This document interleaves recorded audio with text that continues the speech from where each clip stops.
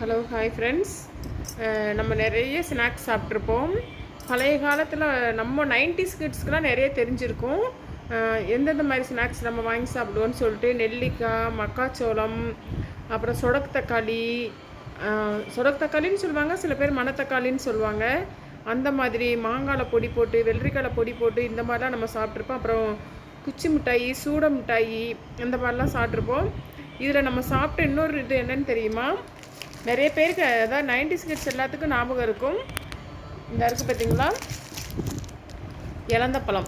இதுதான் வந்து 90s kids எல்லாம் நிறைய பேருக்கு இது வந்து ரொம்ப பிடிக்கும். எனக்குமே வந்து இது ரொம்ப பிடிக்கும். அப்புறம் பார்த்திங்கன்னா, நம்ம மிஸ் பண்ண கடலை மிட்டாயெலாம் இப்போ கிடைக்கும். அப்புறம் எள்ளு மிட்டாயி, மசாலா கடலைப்பருப்பு, வறுத்த கடலை, இதோடு சேர்த்து இந்த மட்டை ஊறுகாய் யாருக்கு ரொம்ப பிடிக்கும்னு சொல்லுங்கள். மட்டை ஊறுகாய் வந்து எங்கள் வீட்டில் நாங்கள் எல்லாமே மட்டை ஊறுகாய்க்கு வந்து அடிட்டு, என்ன தான் நம்ம வீட்டில் ஊறுகாய் வகை வகையாக போட்டு பாட்டில் அடைச்சி வச்சாலும் இந்த மட்டை ஊறுகாய்க்கு ஈடு வராது.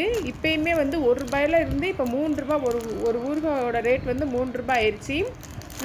இது வந்து எப்போ போனாலும் நாங்கள் சீவி போனோம் அப்படின்னா ஒரு பாக்கெட் 2 பாக்கெட் மொத்தமாக வாங்கிட்டு வந்து வச்சுக்கிடுவோம். மட்டையில் அந்த ஊறுகாய் எலுமிச்சியை வச்சு ஊறுகாய் செஞ்சு வச்சு சாப்பிட்றது அவ்வளோ டேஸ்ட்டாக இருக்கும்.